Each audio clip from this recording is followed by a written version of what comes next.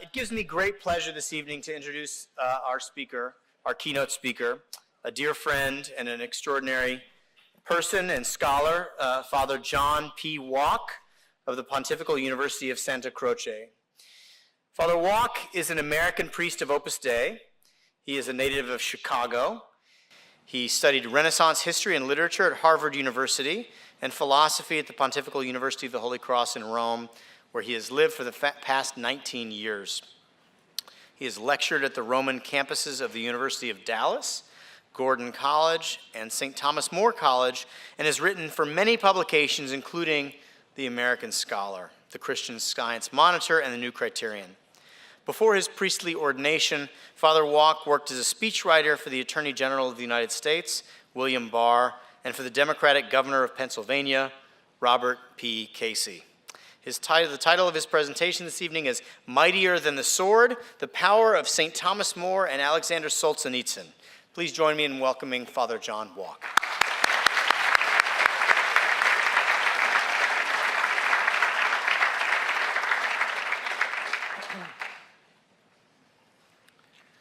Good evening, everyone. Thank you, Carter, for that kind introduction. I don't get over here to the U.S. all that much, and I probably speak for many people here when I say that I have the sensation that Carter organized this conference just for me. So I get to come over here and see people I like, meet people I've never met but I've admired from afar, from the other side of the ocean. It's a great pleasure and a privilege to be here in the company of so many people who I look up to. It's a pleasure, an honor, and a bit daunting, but it's made up for by the joy of being surrounded by so many old and new friends. 100 years ago, in 1918, just months after the Russian Revolution, Lenin had an obelisk raised in the beautiful park along the western wall of the Kremlin, the famous Alexandrovsky Gardens. It was eventually taken down by Putin in 2013, but that obelisk was one of the very first monuments erected after the revolution. It was known as the Obelisk of Revolutionary Thinkers, and it listed the names of people who had, by their writings, contributed to the noble struggle against oppression and to the glorious Russian Revolution.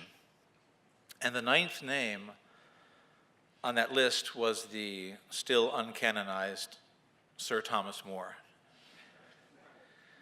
And this rather remarkable honor was paid to More chiefly because of his abolishment of private property in his imaginary island of Utopia. In the enthusiastic afterglow of the post-revolutionary moment, the fact that the name of Moore's Island literally means no place didn't seem to give Lenin and his colleagues pause.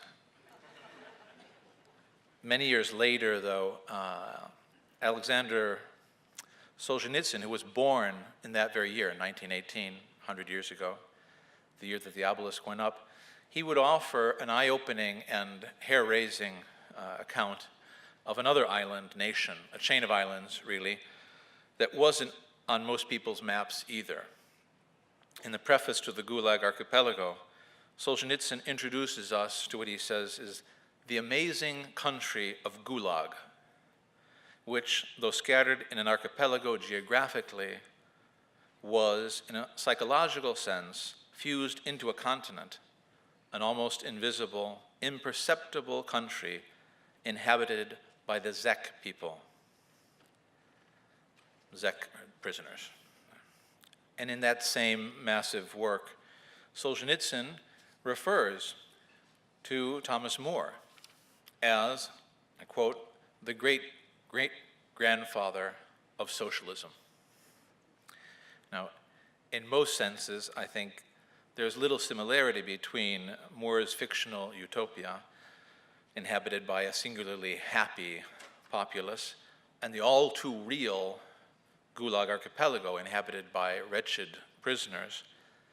But Solzhenitsyn was struck by the fact that Moore was tragically prescient in making forced labor, which Solzhenitsyn saw as part and parcel of Soviet communism, a characteristic feature of utopia.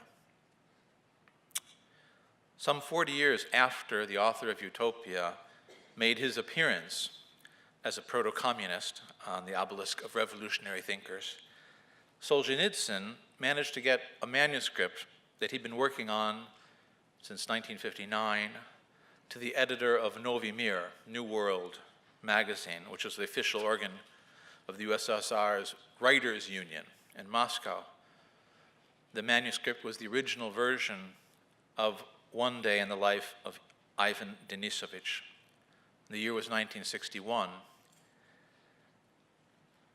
In the previous year, in London, an English playwright, Robert Bolt, brought to the stage A Man for All Seasons, the drama about Sir Thomas More that he had been working on in one form or another for at least 5 years. It would take over a year, including editing and debate in the Politburo, before Alexander Solzhenitsyn's novel would finally be published, with the crucial support of Nikita Khrushchev in 1962. And by that time, A Man for All Seasons was in the middle of its premiere run on Broadway.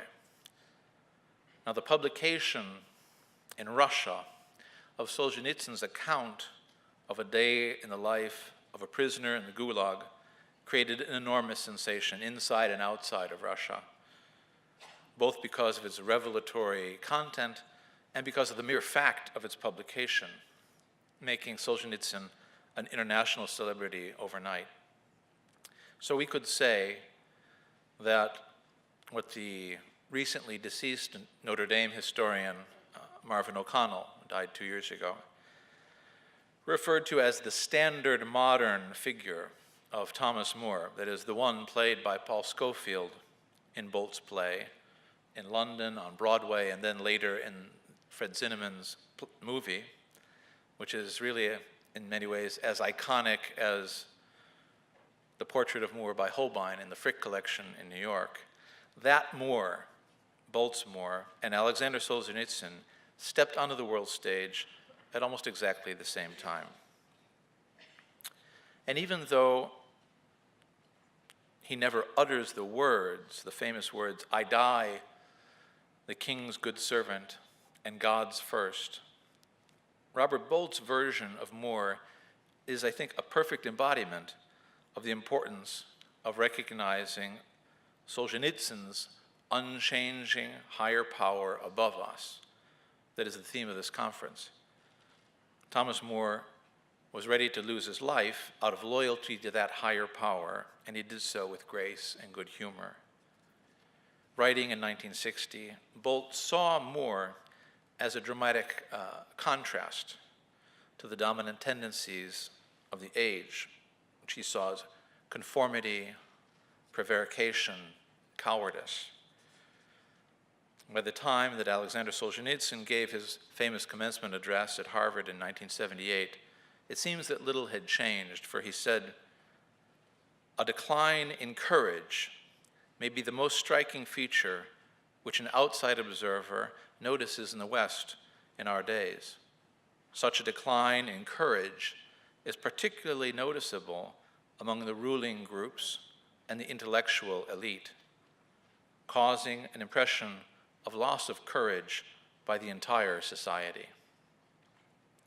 Bolt himself was intrigued by the idea of a higher power that might provide a stable grounding for the kind of personal certainty, what one might call a courageous, selfless selfhood, that enabled Moore to stand fast when so many of his contemporaries wavered.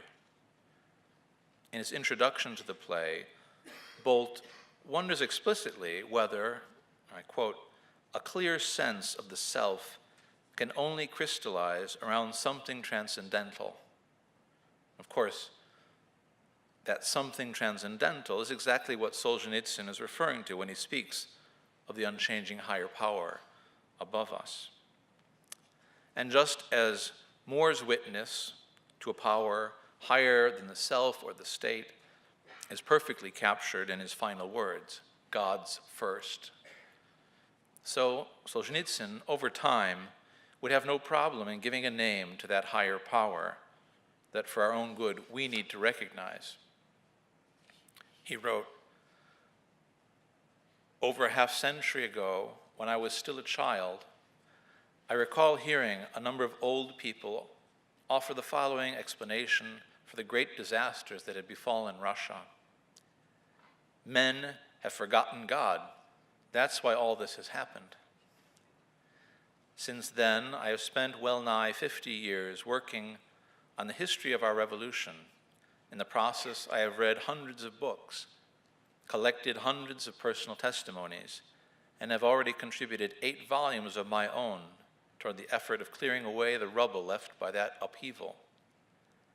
But if I were asked today to formulate as concisely as possible the main cause of the ruinous revolution that swallowed up some 60 million of our people, I could not put it more accurately than to repeat, men have forgotten God. That's why all this has happened." Now, Robert Bolt, the author, unlike Moore and Solzhenitsyn, was not a believer. And in this remarkable, really, introduction to his play, he suggests that it should be the special task of men of letters, thinkers, artists, men of science, he says, not to bear witness to God, but rather to find some grounding for selfhood that does not depend on the divine or the mystical. And to his credit, Bolt recognizes that this is an enormous task and that success is not guaranteed. This is what he says. "A man takes an oath only when he wants to commit himself quite exceptionally. Of course, it's much less effective now that for most of us the actual words of the oath are not much more than an impressive mumbo-jumbo. Though few of us have anything in ourselves like an immortal soul, which we regard as absolutely inviolate, yet most of us still have something which we would prefer, on the whole, not to violate. It may be that a clear sense of the self can only crystallize around something transcendental, in which case our prospects look poor. For we are rightly committed to the rational. I think the paramount gift our thinkers, artists, and men of science should labor to get for us is a sense of selfhood without resort to magic." So despite Bolt's obvious admiration for Moore, the words he uses to describe Moore's substantive beliefs, mumbo-jumbo and magic, make his position painfully clear. If we are, he says, committed to the rational, we will be unable to find a grounding for selfhood where Thomas More found it. Bolt wants to be like More without believing what More believed, without recognizing Solzhenitsyn's unchanging higher power above us. And he admits that the prospects for doing so may look poor. But in More and Solzhenitsyn, we see 2 men who really were loyal to a power higher than themselves and higher than the political regimes of their day. Their witness to this higher power took the form, among others, of writing, of wielding the pen rather than the sword. It was their voice and also their silence that spoke volumes and exhibited a force that was itself a higher kind of power. Both of them, men of letters who were imprisoned for political motives, are examples of the old adage, the pen is mightier than the sword. And their stories demonstrate the remarkable power that the writer even on occasion when he is silenced, even when his vindication comes only in the eyes of subsequent history can have. I believe that there is a close connection between the metaphorical pen, that is the power of language, the power of the word, and these higher powers that Solzhenitsyn says must be recognized. In explicitly Christian terms, we could call them God, his revelation in Jesus Christ's mystical body, which is the church, truth, conscience, beauty. And the connection is this.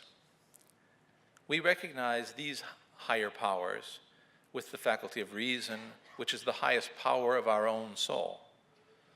And these higher or spiritual powers of our soul are driven by ideas, which in turn are expressed in words and images, which are communicated by what we loosely call the pen.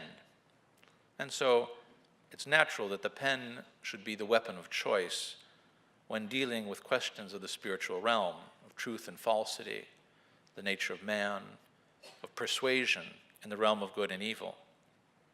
Oddly enough, the expression, the pen is mightier than the sword, is a commonplace that's really of relatively recent coinage. We owe the expression to an English author named Edward Bulwer Lytton, who in a play in 1839 put it in the mouth of Cardinal Richelieu. And it was immediately recognized and accepted as a particularly felicitous and pithy formulation of what is in fact an ancient idea, for there is a very long tradition of comparing the sword and the pen, arms and letters. The oldest version seems to come from 7th century BC, an Assyrian sage named Aikar, who is quoted a couple centuries later in a text from the 5th century as teaching that the word is mightier than the sword. And in Thomas More's day, in the 16th century, the idea played a very prominent role in the popular debate between arms and letters, in which pen-pushing humanists strove to demonstrate their superiority to the knightly class.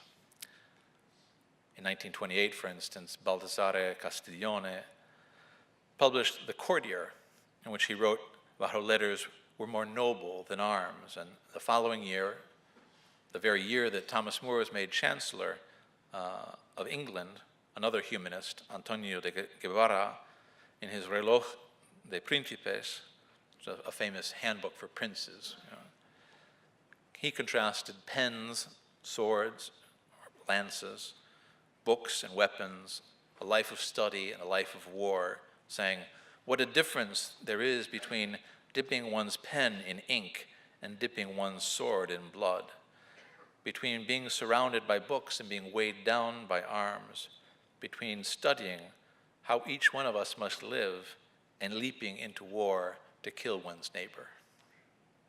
Here in the United States, Thomas Jefferson encouraged Thomas Paine in a letter to go on then in doing with your pen what in other times was done with the sword. Show that reformation is more practicable by operating on the mind than on the body of men. And finally, much closer to the time of Bulwer Lytton, Napoleon Bonaparte, speaking with some authority on the subject, is said to have remarked, 4 hostile newspapers are more to be feared than 1,000 bayonets.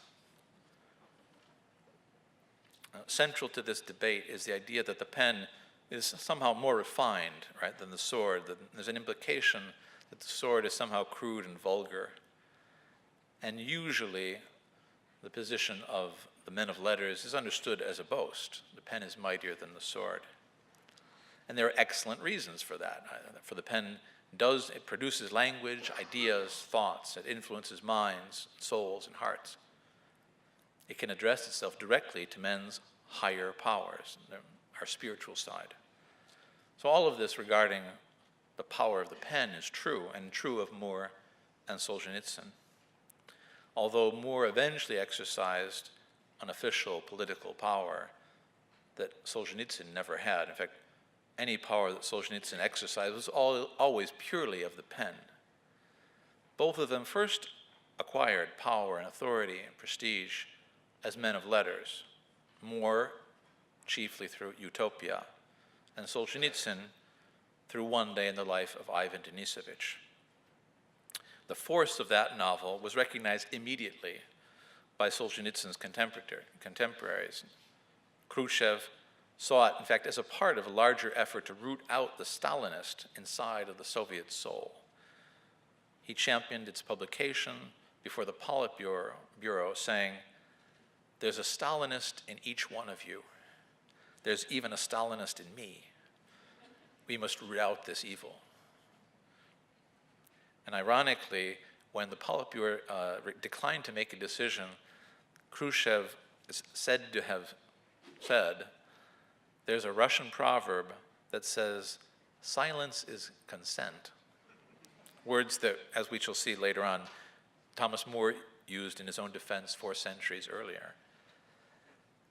So One Day in the Life of Ivan Denisovich was a monumental success. The poet Anna Akhmatova said that the story should be read by every one of the 200 million citizens of the Soviet Union. And within the Soviet Union it was a crack, we could say, in the dike of silence that had surrounded the Stalin era, and the Gulag in particular. And looking back, we could say that it represented the beginning of the end of the Soviet Union. Soon enough, though, the Soviet authorities realized, a little too late, that they had, so to speak, created a monster by allowing that book to be published. And after 1963, Solzhenitsyn couldn't be published in his own country. Nevertheless, he remained a powerful and inconvenient presence throughout the 1960s and into the 70s. During this period, his novels, The First Circle, Cancer Ward, August 14th, 1914, were being published abroad. And finally, he was arrested and deported in 1974, shortly after the long-awaited publication of the Gulag Archipelago in Paris.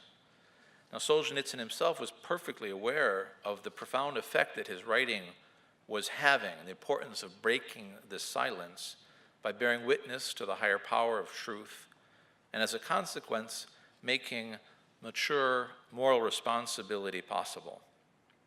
In the Gulag Archipelago, speaking of previous waves of arrest prior to his own, he writes, "Before the 1937 and 38 wave came the waves of 1929 and 1930, which drove a mere 15 million peasants, maybe even more, out into the taiga and the tundra.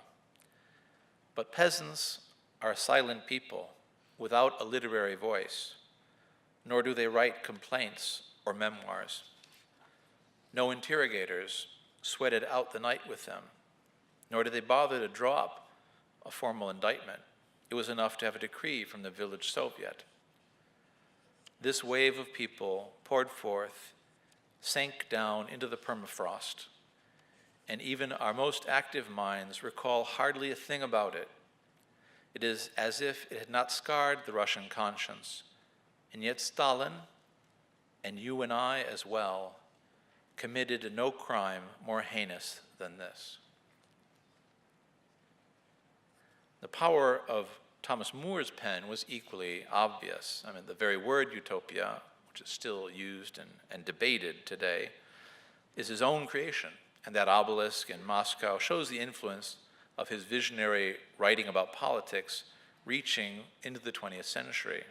And even within his own lifetime, there was an attempt, interesting, it was the first bishop of Michoacan in Mexico, to apply the ideas of utopia to the real world of the Indians living there in Mexico.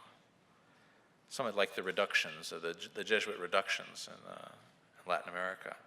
So from Mexico in the 16th century to Moscow in the 20th century, Moore's utopia has had an enormous impact. But it's in the Moore of A Man for All Seasons, the writer, humanist, who was silenced and eventually beheaded, both the historical figure and the man in Robert Bolt's play, it's there that we see the true nature of his force and his connection with the unchanging power above us. For in A Man for All Seasons, Robert Bolt makes clear that the power that Thomas More holds over Henry VIII is fundamentally a moral power, a spiritual power. When Henry asks More why he cannot see things the way everyone else does, and More counters that if everyone else sees them thus, then there's no need for More's own support. Henry explains why More's opinion matters. He says, because you are honest. What's more to the purpose? You're known to be honest. There are those like Norfolk who follow me because I wear the crown. There are those like Master Cromwell who follow me because they're jackals with sharp teeth, and I am their lion. And there is a mass that follows me because it follows anything that moves. And there is you. More says, I am sick to think how much I must displease your grace. And Henry replies, no, Thomas, I respect your sincerity. Respect? Oh man, it is water in the desert. It's a funny and ironic scene in a way, but I think it would be a mistake to think of Henry as simply a hypocrite here. He really does think highly of More, and More has a real sway over him.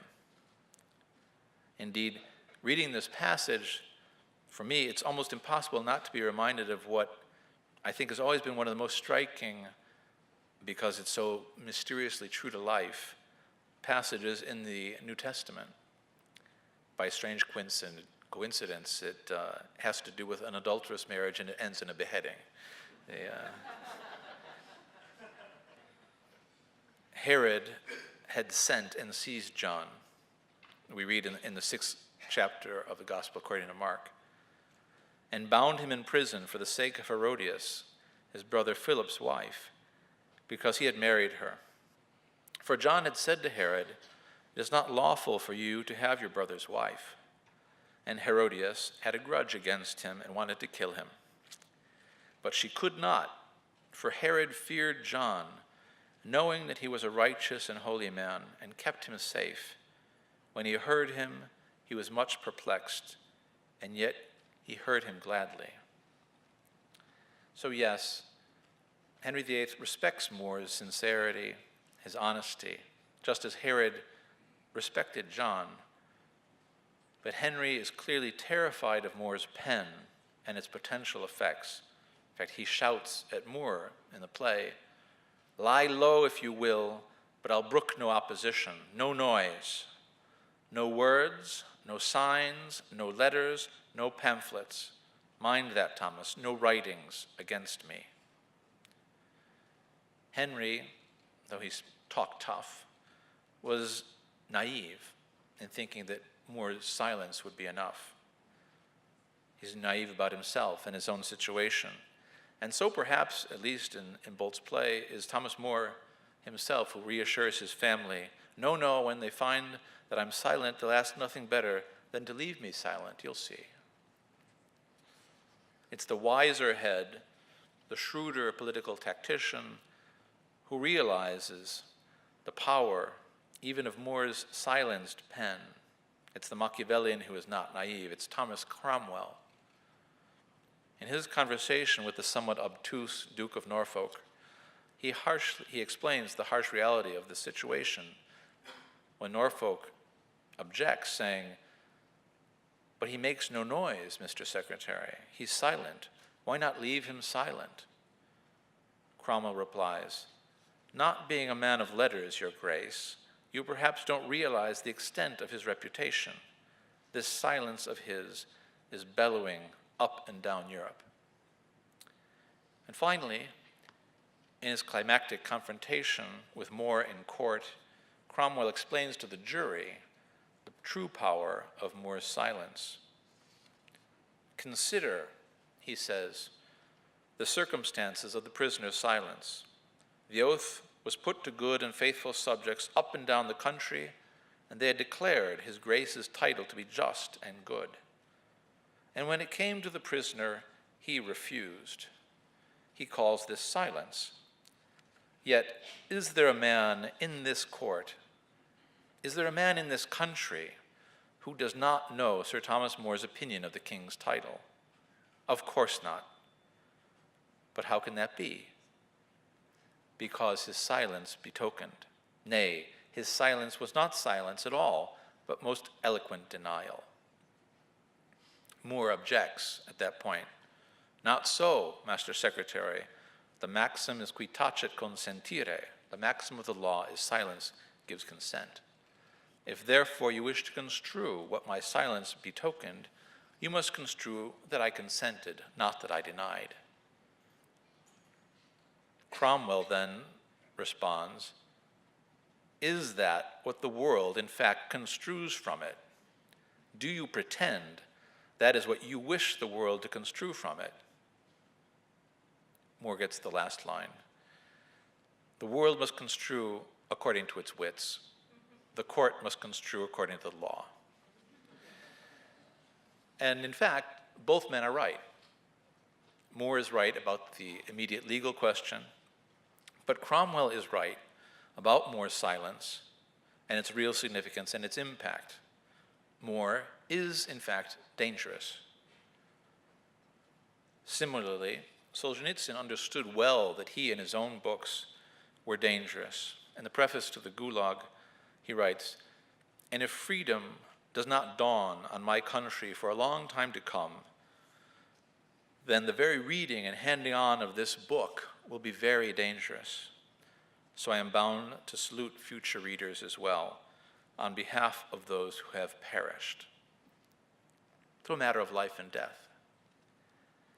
Of course, Solzhenitsyn meant that the book will be dangerous for those who read it and hand it on, but it is also true that the reading and diffusion of the book would be dangerous to the state that it criticizes so devastatingly. Solzhenitsyn knew that he was in competition with the Soviet state and that a clash was inevitable. He wrote a remarkable thing in the first circle. It says that for a country to have a great writer is like having a second government. No false modesty here, right? That is why no regime ever loved great writers, only minor ones. In the end, perhaps the most eloquent witnesses to the power of Moore and Solzhenitsyn were the efforts that were made to silence them. Both of them were imprisoned. One was beheaded, the other deported and sent into exile. Some might see this as the sword getting the last laugh. Others might say that this shows that persecution is the compliment that political power pays to the pen. In fact, the bulk of the pen is mightier than the sword tradition is quite uncomplicatedly celebratory. And the clear message is that the pen is mightier and for the good. Like Bulwer Lytton, who coined the phrase, those who made the claim were usually writers themselves. Like the humanists in Thomas More's day, they were blowing their own horn and not infrequently justifying their own employment. Yet, while it is conventional to hear this adage as a celebration, it really can't be restricted to innocent or positive meanings. Put another way, you could say, if the pen is mightier than the sword, then Henry VIII was right to be afraid of Moore and his writings. It cannot be denied. The pen can be dangerous, both politically and personally. If we take seriously the idea that the pen is mightier than the sword, if writers armed with words are at least as dangerous as soldiers armed with swords, then perhaps it should not surprise us that men of letters are imprisoned and sometimes killed. Furthermore, the pen can be dangerous and potentially harmful not just for the wicked,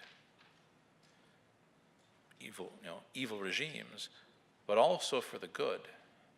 In other words, it can be used not only to bear witness to the higher powers, but also against the higher powers. It can wreak havoc not only for evil men and bad governments, but also for good men and good governments, and also for the church itself. Of course, the church has responded in history to this reality in many different ways, but one of them includes the Index of Forbidden Books. There's a reason for that. So it stands to reason that if the pen really is mightier than the sword, then it can do at least as much damage as a sword, and that its damage, precisely because of its relation to the higher powers, the transcendental sphere, higher spiritual powers of the soul, will be that much worse.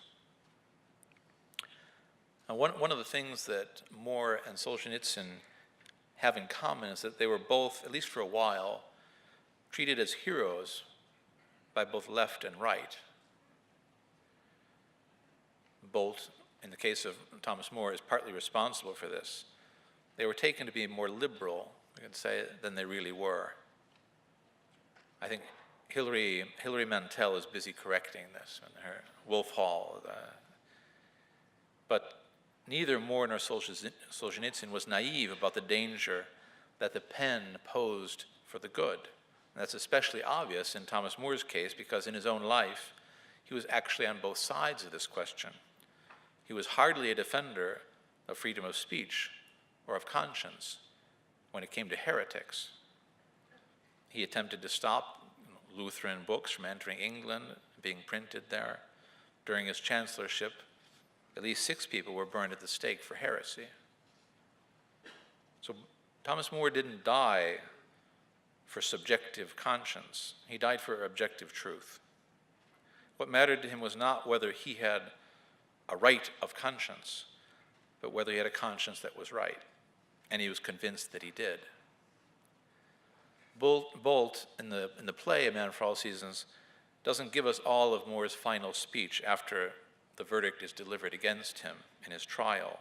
But there's a part that I really can't resist reading today, in part because it's so appropriate for the liturgical feasts that we're celebrating yesterday and today, feasts of All Souls and All Saints. So when the presiding judge noted that the bishops and the universities and the most learned men of the realm had all approved of Henry VIII's Reformation settlement, More answered by invoking not his personal conscience, but rather the great democracy of the living and the dead that is the church. This is what he said. I nothing doubt but that, though not in this realm, yet in Christendom about, of these well-learned bishops and virtuous men that are yet alive, they be not the fewer part that are of my mind therein. But if I should speak of those that are already dead, of whom many be now holy saints in heaven, I am very sure that it is the far greater part of them that all the while they lived thought in this case that way that I think now. And therefore I am not bounden, my Lord, to conform my conscience to the counsel of one realm against the general council of Christendom. For of the aforesaid holy bishops I have, for every bishop of yours, above 100. And for one council or parliament of yours, and God knoweth what manner of one, I have all the councils made these 1,000 years. And for this one kingdom, I have all other Christian realms.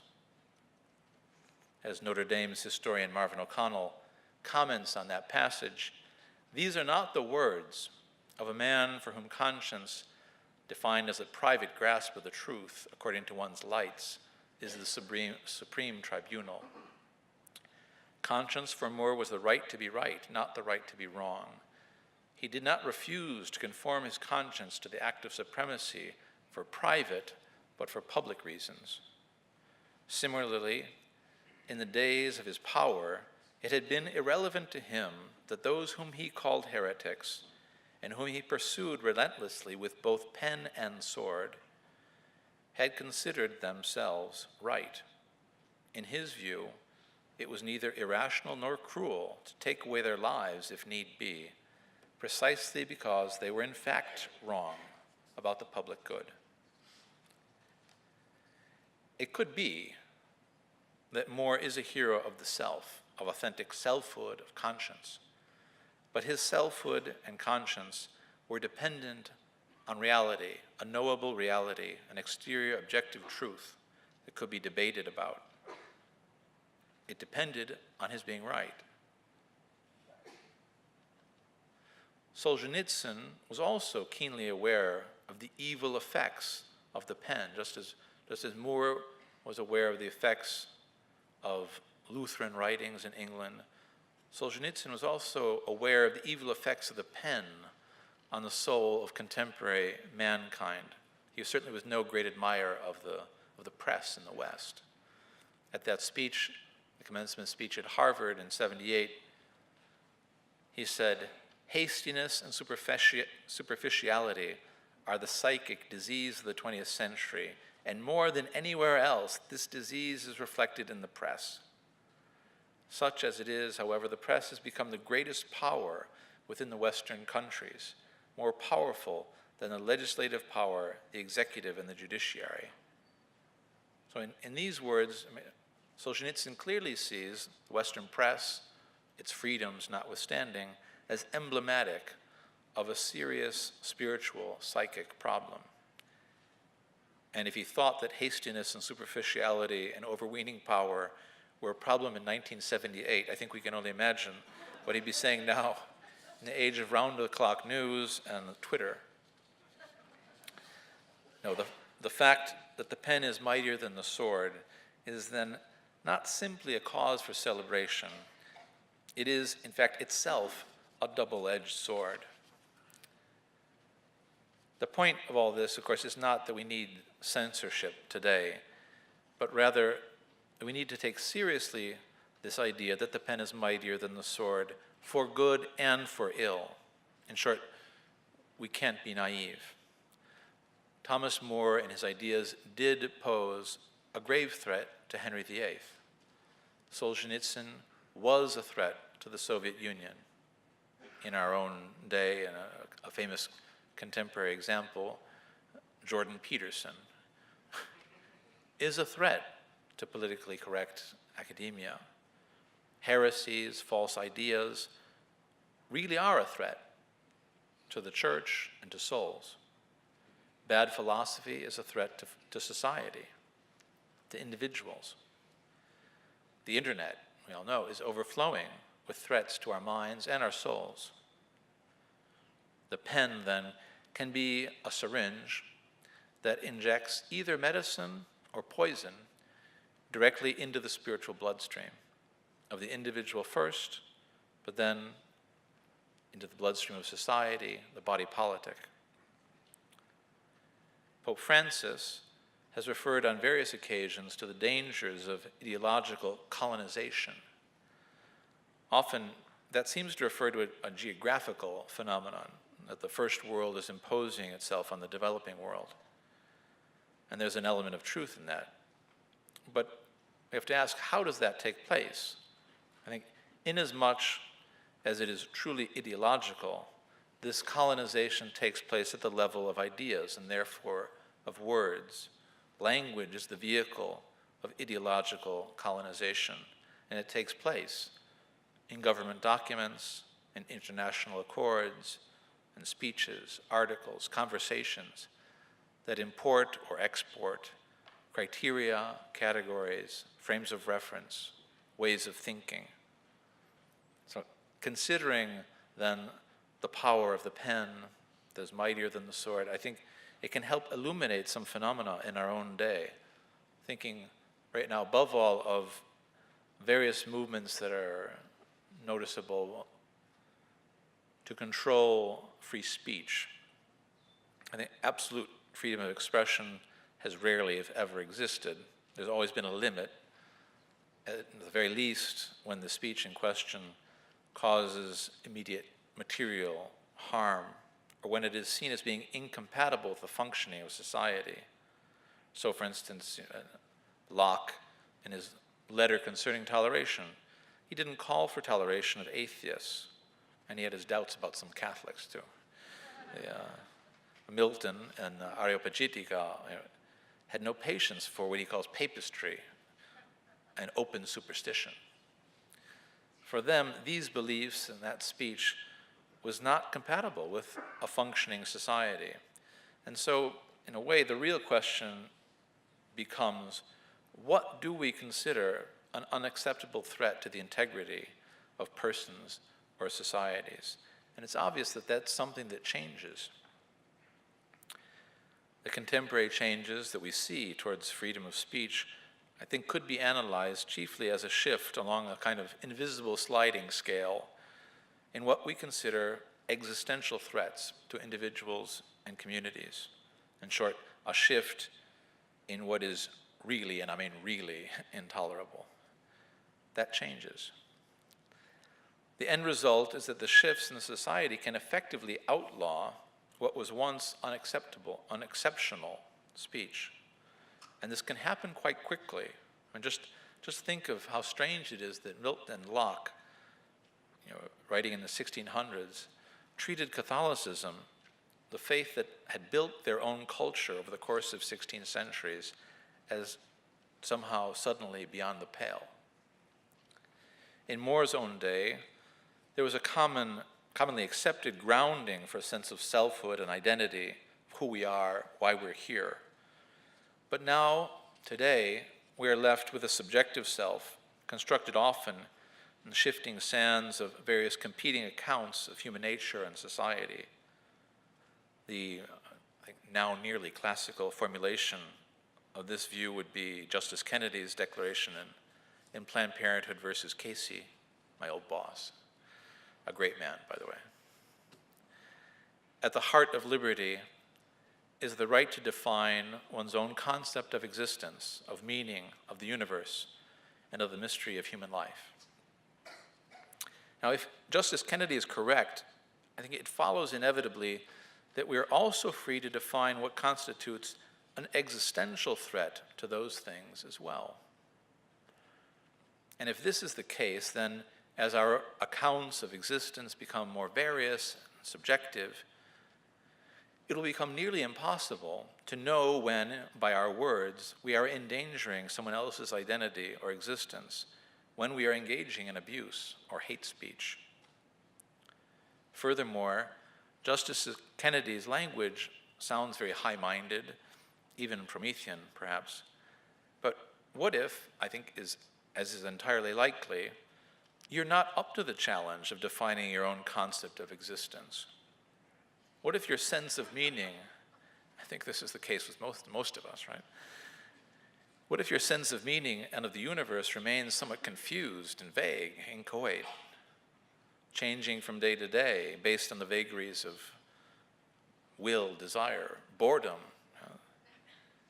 In other words, the personal imperatives with which Solzhenitsyn says we fill the empty space left by an absent higher power.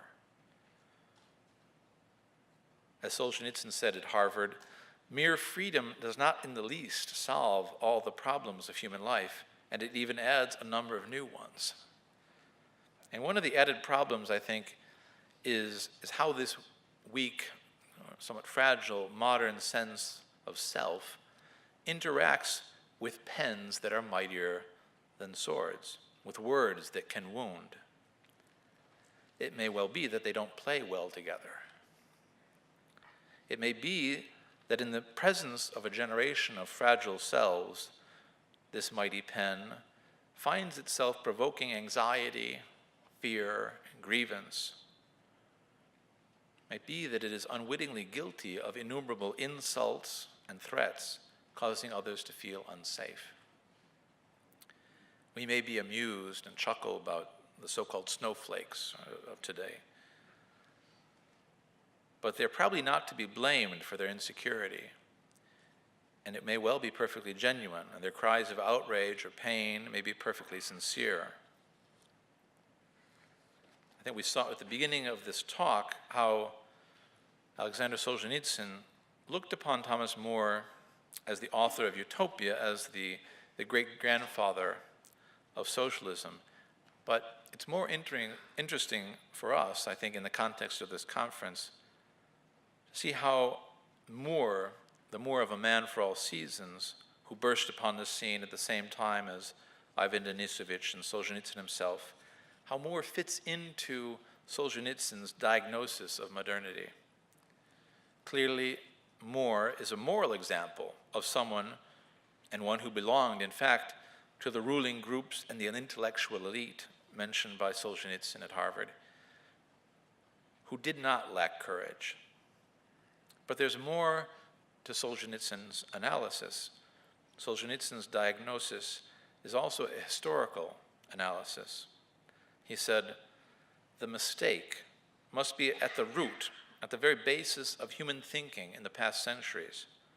I refer to the prevailing Western view of the world, which was first born during the Renaissance and found its political expression from the period of the Enlightenment.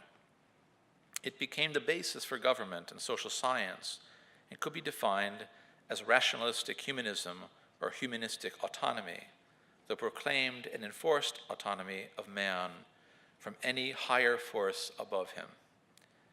It could also be called anthropocentricity, with man seen as the center of everything that exists. In short, Solzhenitsyn locates the origin of the problem, the anthropocentric humanism that he saw underlying both Western liberalism and communist ideology, as being born precisely in Thomas More's time. I think we could say that if Moore was the antithesis of the moral problem, the lack of courage that Solzhenitsyn decries in the ruling class and the elite, Moore is also the epitome of what can happen when the modern state encounters a man who is truly grounded in a higher power. Moore, we could say, was a victim of modern statism in its clumsy infancy. But 400 years later, Solzhenitsyn was a victim of modern statism taken to its logical extreme, made into a terrifying system. I would like to end this evening with, I guess you could call it a call to arms, or maybe given my topic, it would be a call to pens or something, call to letters, but also a call to hope. And first, I believe that the example of the difficulties and the heroic efforts of Thomas More and Alexander Solzhenitsyn should inspire us to seize our own opportunities. We have chances to speak and to write, to be heard and to be read, that they could only dream of. We have freedom, we have technology, and we cannot let these chances go to waste. Second, Solzhenitsyn saw this as a battle that everyone can fight. He said, the simple step of a simple, courageous man is not to partake in falsehood, not to support false actions. So as Solzhenitsyn suggests, sometimes our response to this call to arms will be an eloquent silence, as Cromwell said. Like Moore and Solzhenitsyn, we need to be steadfast in our refusal to bend linguistically, in our refusal to say or write the easy things that are not true, in our perhaps inarticulate refusal to sign on to half-truths for fellowship's sake. Ironically, Robert Bolt, the author of A Man for All Seasons, offers a small, almost comical example of our modern tendencies. In September of 1961, while his play about Thomas More was running in London, Bolt was himself arrested and jailed for engaging in a political protest against nuclear arms in Trafalgar Square. He was part of a group of intellectuals, an artist called the Committee of 100, chaired by Bertrand Russell, who opposed the nuclear arms race through civil disobedience. He was sentenced to a month in jail, but at the time, he was writing the script for Lawrence of Arabia. And the producer, Sam Spiegel, desperately wanted Bolt to be released. But the release came with a price. And the price was paid.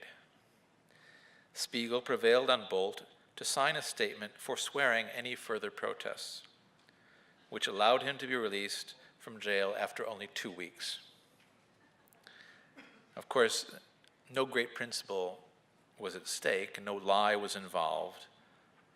but there was very little heroism there either, very little standing up for principle. And it is said that Bolt never forgave Spiegel for pressuring him to renounce his protest.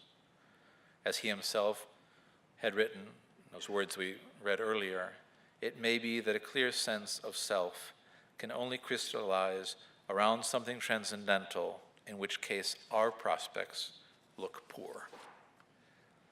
So cowardice, human respects, simple mental laziness make it very easy for us to fall into the phraseology of fashionable falsehoods.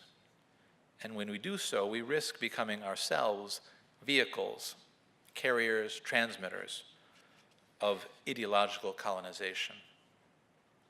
And finally, the call to hope.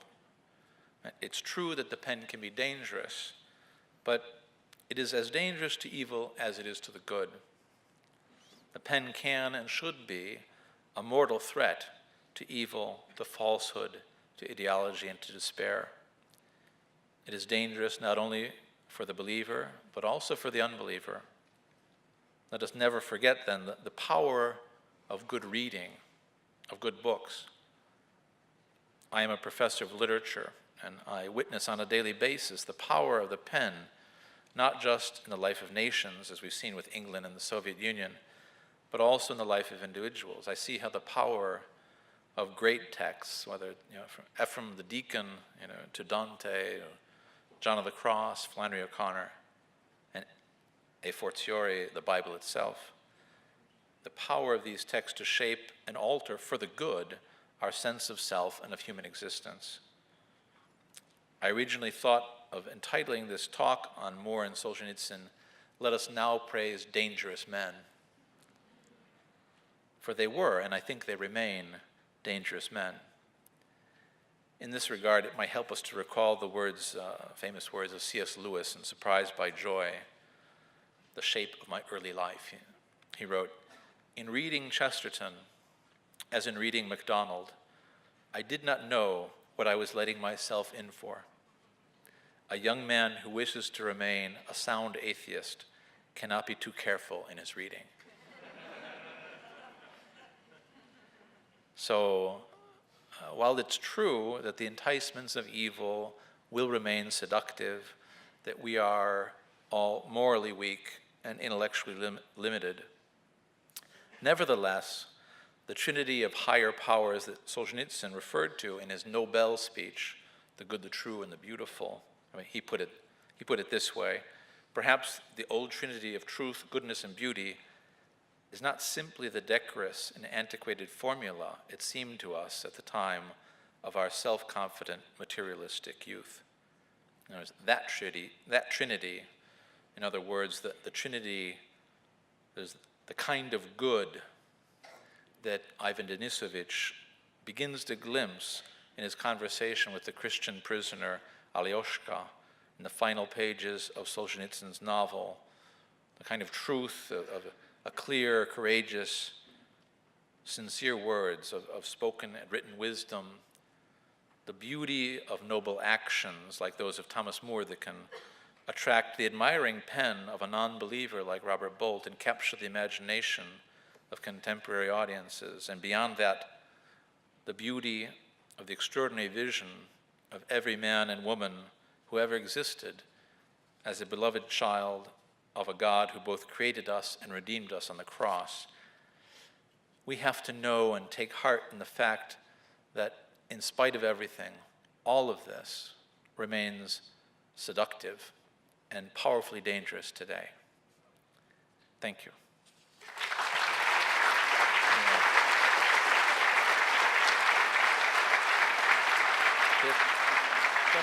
Question in mind? Do you want to take it? Sure. 10 minutes? 10? I talked too long. No, it's perfect. You're perfect. Okay, friends, we've got about 10 minutes for questions. As per usual, line up with the microphones, and we will call on you in order. I see Richard Derflinger walking to the microphone. What do you have to ask? Well, I'll tell you. Thank you for a talk that, to me, was scholarly, poetic, and inspiring. I had a question about what you think that Thomas More was doing in utopia? I mean, I've Million-dollar question, right? I've heard the view that it was a sort of thought experiment of what would be the best secular society that had not heard the gospel, and then he held that up as a mirror to his own Christian society, and in some respects saying, they're doing it better than you supposed Christians are doing. On the other hand, I can't believe that he was intending to endorse some practices which just seem silly and others that are deeply wrong, like euthanasia. So I wonder what your take is on all that. Well, you know, I did study Renaissance history and literature in college, and in fact, I wrote my thesis with one of More's biographers, Richard Marius, who was quite hostile in some ways to Thomas More. And the question of the meaning of utopia, so much has been written about that, and I have not arrived at any conclusion. I think there are things that are, I'm not sure that it can be read as a unified, from a unified point of view. I think that there are inconsistencies in point of view. And I suspect that for Moore it didn't matter, right? That he was playing around, and there are elements of playfulness in utopia that I think are a sign that we shouldn't take it.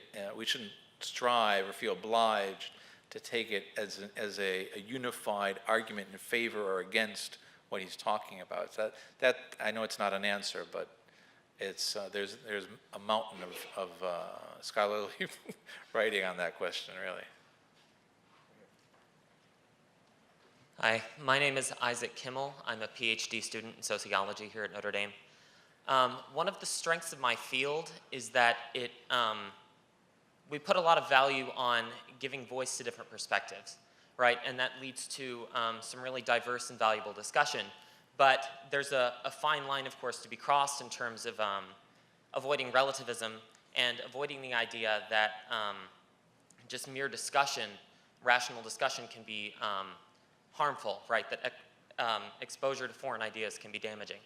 And so with all the discussion that we've just had about the pen being so mighty, right, but also the need to integrate different perspectives in order to get an honest idea of the truth, well, I'm interested in your opinion on what the answer is, and not having read Utopia, I'm also interested in Moore's. So. In Utopia, what Moore taught about freedom of speech, I didn't understand that correctly.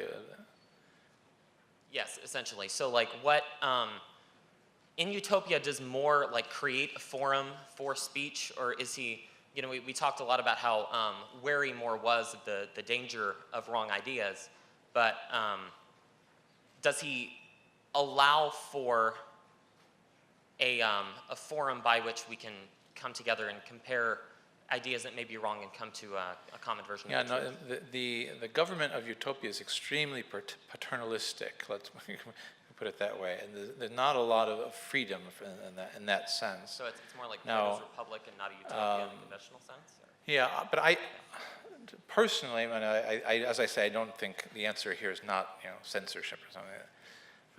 I do think that the value of being able to confront opposing opinions is absolutely essential, right?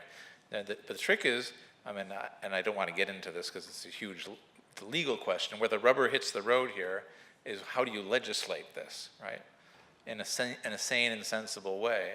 I think in a very homogeneous society, perhaps you can have laws that do restrict, keep certain things off the radar, right? And probably healthy, right? There are some things that really don't merit attention, right? Now, who's going to make that decision? How do you go about doing that? Extremely complicated question. So I think we obviously want to preserve the maximum freedom possible, right? But what I'm arguing for today, I think, is as I say, not being naive, right? What we're talking about is genuine harm, right? There is a genuine harm, and as I say, even for people who I think are mistaken, right? The snowflakes, so to speak, that they shouldn't be offended in some objective sense. It's probably not their fault, and they probably are objectively offended and hurt precisely because they're fragile. And it's probably not their fault that they are lacking that sense of identity. We can't expect everyone to be Thomas More, right? And that's certainly not the case today, right? Thank you, Father. Daniel, up top. Yes. Hello, Father. Thank you very much for your talk. Thanks. And I'm Daniel. He's a I'm law a student. law He didn't student introduce at himself. the Daniel, introduce university. yourself. My name is Daniel Van Nostrand. I'm a law student here at Notre Dame, and I had Professor Sneed last year. And he was great. He absolutely was.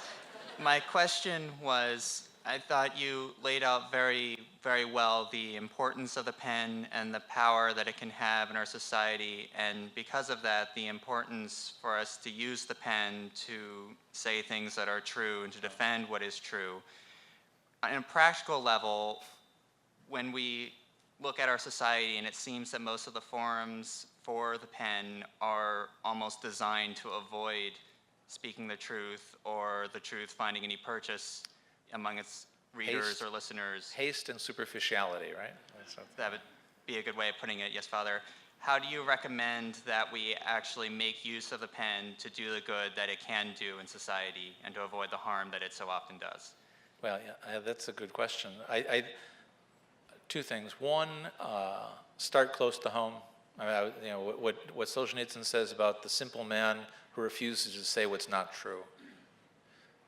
With your friends, with your family, with your fellow students, and the other thing I'm reminded of is there's a man he's passed away now who was the Time magazine correspondent back when Time magazine was something in Rome, named Wilton Wynne. He was from Louisiana, Protestant, looked like Colonel Sanders, and Wilton became a Catholic after years of covering John Paul II. He was the correspondent when they made John Paul II Time Man of the Year. And we frequently invited Wilton to talk to, I teach in the School of Communications at my university. So he would come to talk to the students. And one of his maxims was basically, the realm of the media is a vacuum. Fill it. That was it. And I don't think, you have to do anything, strange. I mean, I think, or even out of the way.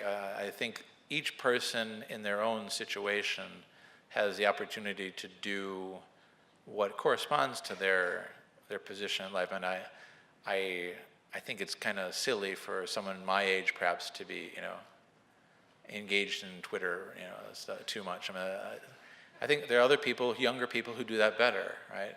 It corresponds to their generation. Obviously, there might be exceptions and all, but we all do what is I think our natural environment, and we can affect that environment.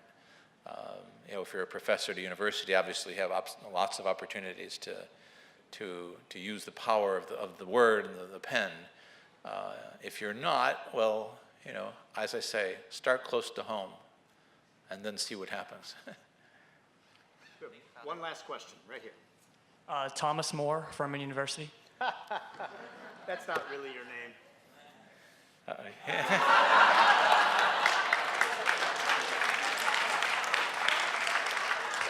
And I want my reputation back, right?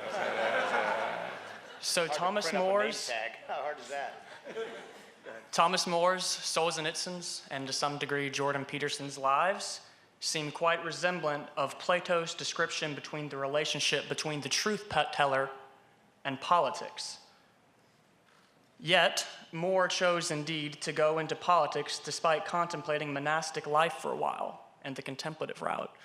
So my question is, would More's pen have been so influential without his political status, his power to wield the sword, and if not, what would More and Solzhenitsyn advise people to go into positively change the world, the political life or the literary and contemplative? Great question. Well, as a matter of fact, Utopia is written long before he has he's chancellor in 1529, and Utopia is written in 1516. So he was a well-known lawyer, humanist, and author of Utopia before he was exercising great political power. He was a lawyer, essentially, right? The second part of the question was what? About going into the monastic life? What was the... Would More, being a politician, advise people to go into the pen, into philosophy, into the contemplative, the thinking, perhaps the monastic? Oh, great! Yeah, actually that's something I cut out of my talk, because there's the famous scene in A Man for All Seasons where he precisely counsels that to the man who eventually betrays him, right? Richard Rich. He tells him to become a teacher, right? And Rich doesn't want to do that. He wants to go into politics. He wants to exercise power, civil power, the sword, right? And Moore insists that it's well worthwhile, and he says, you're going to have an influence on your students, right? And your audience is going to be not just your students, but God, right? So I think Moore would have been very, very likely to recommend entrance into religious life. I don't think that he, of course, being a teacher obviously was obviously exercising the pen.